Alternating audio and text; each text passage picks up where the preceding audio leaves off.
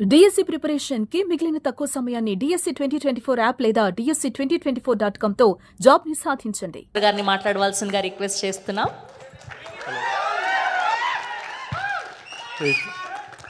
చాలా హైప్ ఇచ్చేస్తారు అనవసరంగా. నాకు ఇప్పుడు ఏం చెప్పాలో అర్థమవుతలేదు. నేను కూడా లిస్ట్ పెట్టుకొని థ్యాంక్ యూ చెప్పేవారు ప్యాంట్ వరకు ఉంటుంది లిస్ట్, బయట వాళ్ళు తీసి చెప్తూ ఉంటుంది. కానీ ఇవాళ ఇవాళ it was a very memorable day. అనుకోకుండా తెలంగాణ ఫార్మేషన్ డే ఇవాళ. అండ్ నాకెందుకో ఫ్లాష్ బ్యాక్ వచ్చింది. ఇవాళ మధ్యాహ్నమే నాకు had the honour of felicitation governor Raj Bhavan. తెలంగాణలో చాలామంది ఎవరెవరైతే కాంట్రిబ్యూట్ చేసినారో అని నా పేరు చెప్పి రావడం ఇవాళ ఫెలిసిటేషన్ అయింది.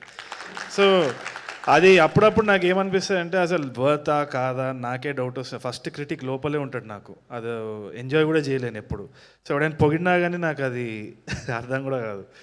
సో ఆ ఇవాళ ఆ సిచ్యువేషన్ వచ్చింది. ఎందుకో నాన్న గుర్తొచ్చిండి ఇవాళ. నాన్న కూడా తెలంగాణ మూవ్మెంట్కి కొంచెము he was in the four front అనమాట. అక్కడ కూడా అదే చెప్తుండే. So Osmania university student union leaders అందరు ఆ టైంలో ర్యాలీ అప్ చేసేటప్పుడు వాళ్ళ స్పీచ్లు రాయడము, ఇంటికి పోయినప్పుడల్లా ఆయనను చూస్తుండే. ఆయన వచ్చేసి నాకేమో అర్థం కాదు, ఉద్యమం దేనికోసం ఎందుకు, భాషనే కదా దాంట్లో ఏమున్నది, నాకు అంత పాలిటిక్స్ గురించి అంత ఐడియా అవగాహన లేదు. సో ఆ టైంలో నేను పోయినప్పుడల్లా నాన్న ఇట్లా పైన కింద చూసి ఈడో వేసిన కొడుకు అన్నట్టే చూసేటోడు. అప్పుడు నన్ను తిట్టే పదం బద్మాషే. వీడు అసలు ఏం చేస్తాడో ఏమో, ఏమేం చేయరా ఇట్లా కాంట్రిబ్యూట్ చేయి, తెలంగాణ మూవ్మెంట్కి ఇట్లా కాంట్రిబ్యూట్ చేయి అంటే నాకు అసలు అవ్వకపోతుండే. అండ్ క్రిషాంక్ మన్నే ఆ టైంలో ఓయూజీఏసీ ప్రెసిడెంట్, ఆయన వచ్చి కూర్చొని డిస్కషన్స్ అవన్నీ అవుతున్నప్పుడు నేను అసలు ఈయనకి మంచి కొడుకులాగా ఎట్లా ప్రూవ్ చేసుకోవాలని అనుకునేటువంటి గివప్ చేసేసిన ఆఖరికి. ఎందుకంటే నాకు సినిమాలు అంటే ఇంట్రెస్ట్, ఈయనకేమో నచ్చదు. నాన్న తెలంగాణ ఫార్మేషన్ అయింది. అయిపోయిన తర్వాత పెళ్లి చూపులు రాసేటప్పుడు ఏమైందంటే చాలా ఆల్రెడీ ఆయన హార్ట్ కొంచెం ఇష్యూ ఉండే. సో దగ్గుతుండే, కాళ్ళు వాసిపోయినాయి. సో డాక్టర్స్ వచ్చి ఇన్నే కొన్ని నెలలు అని చెప్పేసి అంటున్నారు. ఆ టైంలో నేను రాత్రిపూట స్క్రిప్ట్ పెట్టుకొని రాసేటోడిని, దర్శివి డైలాగ్స్ రాసేటోడిని, రీతుది విజయ్ది కామెడీ రామ్ కామ్ రాస్తున్నా. ఇంట్లో ఏమో వేరే సిచ్యువేషన్. రాత్రిపూట భయమేది, ఎందుకంటే అప్పులు ఉండేది, సొంతిల్లు కాదు, ఫైనాన్షియల్ టెన్షన్ చాలా నడుస్తుండే. ఇక్కడేమో రొమాంటిక్ కామెడీ టేబుల్ మీద రాస్తున్నా. ఒక డైలాగ్ ఉన్నది దర్శిది, నా సావు నేను చస్తా అని చెప్పేసి. అది రాసేటప్పుడు ఏంది అంటే హ్యూమర్ వస్తలేదు, ఎందుకంటే నాన్న డాక్టర్స్ చెప్పేసినారు ఎనీ టైం ఏమైనా అవ్వచ్చు. సో ఈ డైలాగులు రాసేటప్పుడు రాత్రిపూట భయం వేసేది. భయంని కొంచెం తగ్గించాలంటే నాన్న ఉన్నాడా లేడా, కర్టెన్ ఇట్లా తీసి ఫోన్ తీసి లైట్ ఆన్ చేస్తే ఆయన పొట్ట ఇట్లా పైన కింద కదులుతుంటే ఊపిరి తీసుకొని పెళ్లి చూపులు కొంచెం కొంచెంగా రాశారు.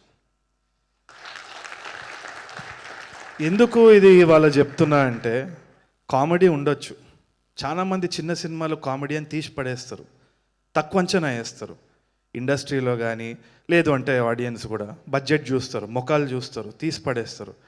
కానీ ఆ కథ ఎక్కడి నుంచి వస్తుందనేది రాసినోనికే తెలుసు. దాంట్లో నిజాయితీ ఉంది. దాంట్లో ఏమాత్రం నిజాయితీ ఉంది అంటే ఎవడి సపోర్ట్ అవసరం లేదు. చంద్ర గారు అన్నట్టు కూడా ఎవడి సపోర్ట్ అవసరం లేదు. టాలెంట్ వడ్డీతో సహా ఇస్తుంది. టాలెంట్ ఎప్పుడు వడ్డీతో సహా ఇస్తుంది. సో అది నేను గట్టిగా నమ్ముతున్నా. కాబట్టి మీరు థ్యాంక్ యూ అన్న పెద్ద లిస్ట్ ఎవరికి చెప్పాల్సిన అవసరం లేదు. థ్యాంక్ యూ చెప్పనీకి ఆయన ఉంటారు, ఆయనకి చెప్పుకోవాలి మనం తర్వాత కరెక్ట్ టైం వచ్చినప్పుడు చెప్పుకుంటాం అంతే. బట్ డెఫినెట్లీ అందరి సపోర్ట్ ఉంటేనే అవుతుంది ఇది. అండ్ మహేష్ గారి గురించి ఒకసారి నేను లాస్ట్కి చెప్పేసి ఐ లీవ్ యూ గైజ్. అనుకోకుండా క్యాబ్ బుక్ చేసిన, క్యాబ్లో కూర్చున్న రామానాయుడు స్టూడియోకి వెళ్ళేది, మళ్ళీ వచ్చేసినారు. ఇప్పుడు ఏంది మర్యాద ఇది మళ్ళీ వెనకాల బద్మాషే వాళ్ళు. లేలే, I keep teasing him most of the time. ఆయన క్యాబ్లో హీ వాజ్ డ్రైవింగ్ అరౌండ్. అప్పుడు ఈయన సినిమా గురించే మాట్లాడుతున్నాడు. ఎంత ధైర్యంగా అంటే ఏం సినిమాలు చూస్తున్నారు, ఎంత టాకటివ్ అంటే క్యాబ్లో కూడా నేను అసలు ఏమైనా మాట్లాడదామంటే మాట్లాడలే. ఈయననే టాపిక్, ఏం సినిమాలు చూసినారు ఏంది అంటే, నేను అడిగినా మీకేం నచ్చింది అంటే, పెళ్లి చూపులని ఒక సినిమా వచ్చింది చూసినారా అని నేను నన్ను అడుగుతుండు. ఏమున్నది ఆ సినిమాలో? మేకప్ లేదు, సాంగ్ లేదు, ఫైట్ లేదు, ఎందుకు చూస్తారు అంటే, ఇట్లా నడుపుకుంటూ వెనకాల తిరిగి, నీ ఏజ్ ఎంత, నువ్వు ఇట్లాంటి సినిమాలు చూడకుండా ఏం మాట్లాడుతున్నాను అని నన్ను తిడుతున్నాడు.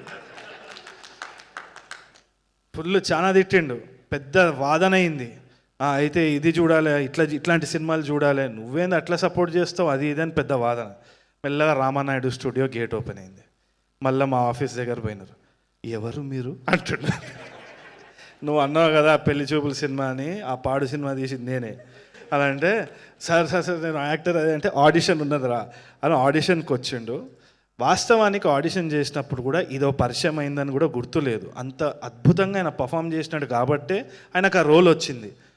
అంతగా తప్పితే ఎవరో నేనేదో హెల్ప్ చేసిన ఇదేం కాదు, అది మీ సత్తా మీద మీకు వచ్చింది. ఎప్పుడు అది నమ్మకం పెట్టుకోవాలి. మహేష్ గారిని మానిటర్లో చూసేటప్పుడు ప్రతిసారి అసలు ఆ చిన్న చిన్న రియాక్షన్స్, అందరు అన్నట్టు చిన్న చిన్న రియాక్షన్స్, ఆ కంటిన్యూటీ కూడా, అవన్నీ కూడా ఎంత న్యూయాన్స్డ్గా చేస్తుండంటే ప్రతి సినిమాకి పెరుగుతూ వస్తున్నారు. సో తప్పకుండా మీరు హీరో అయినా విలన్ అయినా ఏ పాత్ర అయినా కానీ జీవితాంతం అసలు సినిమాకి ఒక సర్వీస్లా చేస్తూ ఉండాలనేసి నేను మనస్ఫూర్తిగా కోరుకుంటున్నా. అండ్ అంత తప్పితే ఏం లే. And I think Badmashlu definitely hit అవుతుంది. 6th June ఎవ్రీబడి చూడండి. చూసిన తర్వాత మంచిగా ఉందంటే thank you Mahesh, thank you so much అని హ్యాష్ట్యాగ్ పెట్టండి. దాని అన్నిటికీ మీరు కూడా రిప్లై ఇవ్వాలి, థ్యాంక్ యూ అండి, థ్యాంక్ యూ సో మచ్ అని. ప్రతి ట్వీట్కి మీరు రిప్లై ఇవ్వాలి, ఓకేనా? ఇదే అండి మీడియా, గుర్తుపెట్టుకోండి. మీడియా ముందు ప్రామిస్ చేసిండు, మీరు సినిమా చూసి టికెట్ కొని మీరు రివ్యూ రాస్తే ప్రతి ఒక్కరికి పేరు పేరున థ్యాంక్ యూ సో మచ్ అని అంటారు. Thank you so much. Thank you so much Tarun Bhaskar గారు, thank you so much. And thank you Mallik Ram గారికి. బద్మాష్లే ఇదంతా నేను 500 జీపే చేసినందుకు. Thank you so much. Thank you for gracing.